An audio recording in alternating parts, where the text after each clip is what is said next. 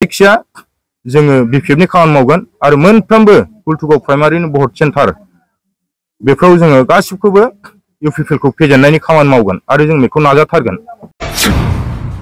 आसामनिफ्राय मोनसे आलादा जानाय बाउन्डारि एक्सट्रा जाथारनांगौ हिसाबैसो जों दाबिदों। बे हिसाबै बाउन्डारि एक्सट्रा जायैखाय आसामनिफ्राय आलादा जायैखाय जों बेवहाय गोजोननाय मोनखायाखै। बिटिआर एकर्ड जाखांनायनि उनाव जोङो बिटिआर एकर्डखौ जोङो मोजां मोनाखै होननानै बुंनांगोन जोङो। गिबियावनो आङो नोंथांमोननि निउस मिडियाखौ आंनि गोसो गोरबोजों बरायनानै लाग्रोबाय जे जोङो साफ्रोमबो एक्स एनडिबि आरो बेजों लोगोसे एक्स एबसु जोङो थांनाय 15 तारिखआव जोङो बिसमुरि इउथ अफिसाव बिपिएफनि इउथ अफिसाव जोङो बिपिएफआव जइन जाहैदों। जइन जाहैनानै बेनि बेलायाव मैया मोनसे इउपिपिएलनि जोंनि हुलथुगाव प्राइमारिनिफ्राय बिसोरखौ दिखांनानै लांनानै जों खोनादों, जोंनावबो फन हरदोंमोन, बिसोरखौ दिखांनानै लांनानै बिसोरखौ जबरदस्ति खालामनानै निउस मिडियानि गेजेराव थाखा फैसा होनानै होगोन होननानै लांदोंमोन होननानै आंनि मुंखौ खारिदों। आंनि मुङा मुस्रि राजु कुमार बसुमतारी। आरो जोङो बेफोरबायदि थाखा फैसानि लालसा देखायनानै जोङो सोहैयाखै। नंगौ, जोंनि नैबे दुलाराय बर' फरायसा आफादनि बारग'नाय साफ्रोमबो सोद्रोमाफोरा जोंना माखासे मानसिफ्रा माखासे टेकनिकेल उसुबिदा होननानै थांफाखायाखै, बेखौ जोङो जेबो जबरदस्ति खालामाखै। माखासे मानसिफोरखौ जोङो होनदों एसे एनै सा खरसफ्रा मोननो हागौ, ओरैनो एसे एनै आखाइ खरसा, बिनि बादै जोङो 20,000 30,000 होगोन होननानै जोङो लाङाखै रावखौबो। बे आरो जोङो बेवहाय मेन खोथाया जाहैबाय जोङो बिपिएफआव जइन जानाया जोंनाव माखासे टेकनिकेल उसुबिदा दङ। इउपिपिएलआव जों सिगां समाव इउपिपिएलआव थानाय समाव जोङो आं हिसाबै माखासे आंजों नैबे सारियाव थाफानाय नैबे बिथाङाबो जोङो 2010निफ्राय जेब्ला एबसुनि थार्ड फेजनि मुभमेन्टआ स्टार्ट जायो अब्ला जों बिबान लादों। बिबान लानानै जोङो खामानि मावदों। आङो बोसोरब्रै प्रेसिडेन्टशिप आङो सालायदों इउनिट एबसुआव, गौरां भेलि इउनिट एबसुआव। आंनि प्रेसिडेन्ट समावनो आङो पिसिडिआरबो दानाय जादों। पिसिडिआर दानाय समाव सोर सोरखौ प्रेसिडेन्ट सोर सोरखौ सेक्रेटारि बिबान होनो आंनो न' थांनानै माखासे बिपिपिएफनि बै समनि बिपिपिएफ रबिराम नार्जारिनि दैदेननाय आरो माखासे एक्स एनडिबि पिनि बिथांमोनखौ ज' खालामनानै आंनो सोरखौ प्रेसिडेन्ट सोरखौ सेक्रेटारि होनो बेफोरनि सायाव कर्डिनेसनसो नालाय पिसिडिआरआ, बेखौ आङो आंनि नेतृत्वआवनो आङो दाबोनो मोननाय।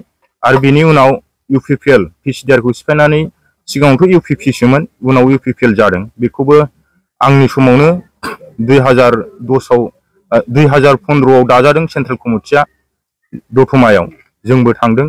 बिनि उनाव जोङो प्राइमारिखौ माखासे टेकनिकेल उसुबिदानि थाखाय 2016आवसो दानो हादों। सोरखौ प्रेसिडेन्ट होगोन सोरखौ सेक्रेटारि होगोन बेनि बेलायावबो आंनो माथा मारिजोबनांगौ जादों।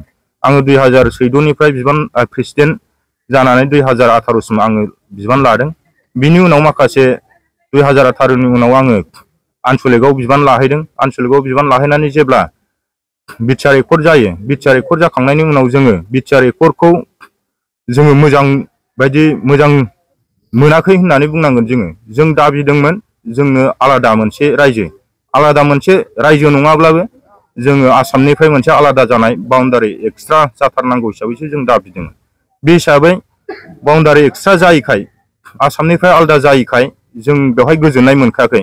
थेवबो माखासे उन समाव इमप्लिमेन्टफ्रा मोजां जालाङो खोमा साननानै जोङो नेनानै थादोंमोन, नाथाय मोजां जायाखैखौ जों नुहुरदों।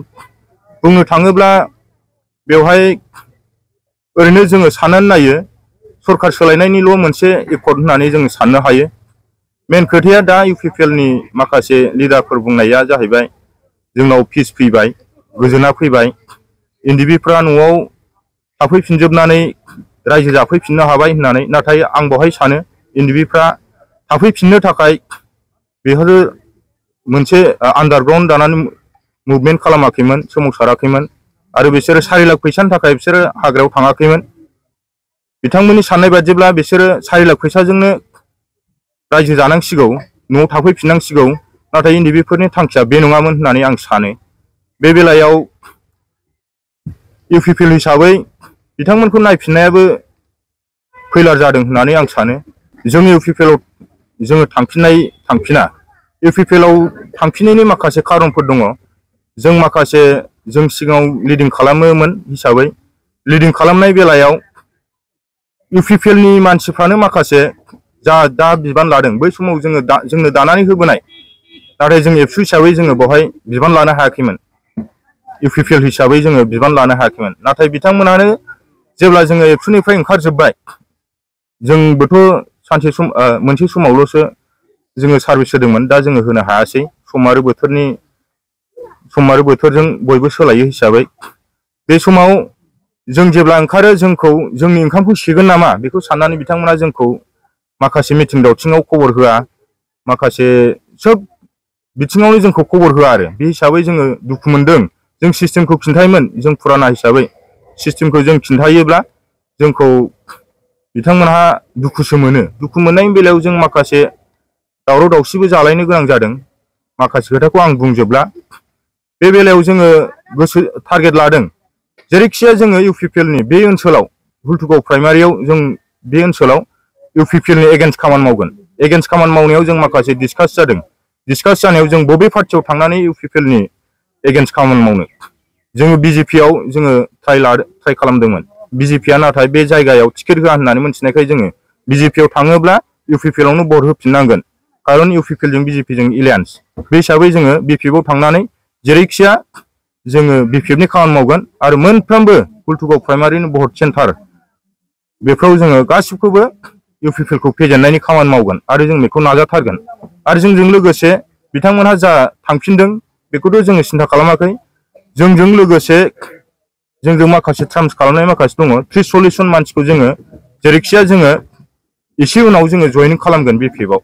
जोंजों माखासे कन्टेक्टआव दं।